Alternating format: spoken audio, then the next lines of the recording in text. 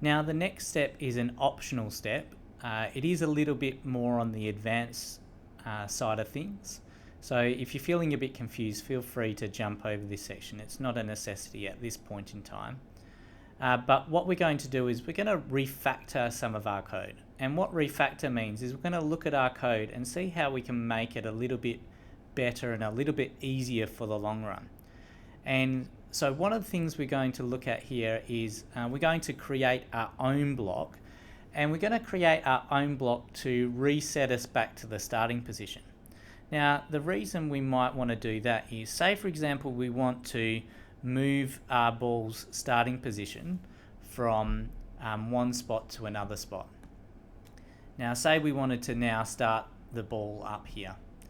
Now in our code we've actually got 3 spots, 1, 2 and 3, where we reset the starting position. So we're going to have to come in here and reset the X value and reset the Y value for this particular spot now. And you can imagine that's only 3 spots in the code. If you've got a code base with 1 million lines of code in it, you might have 20 or 30 or 40 or 100 spots where you're resetting the starting position. So what we'd like to do is actually set up a block that we create ourselves called move to start position, and we're actually going to put our code inside there where we want it specifically to be, and then we're just going to use that block. Alright, so I'm going to move my ball back here for the time being, and I'm going to go click on this more blocks and click on make a block. Alright, and as I said, I'm going to call this move to start position. Now I'm not going to look at options here because I don't need to provide any parameters at this stage, so that should be sufficient.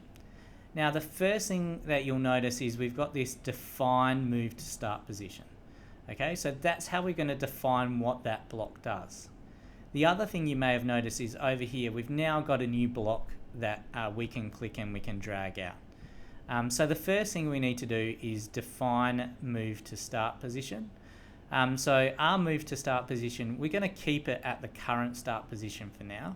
So I'm just going to move this out the way, and I'm going to click and drag that out and add it onto there. So that's going to take us to the starting position.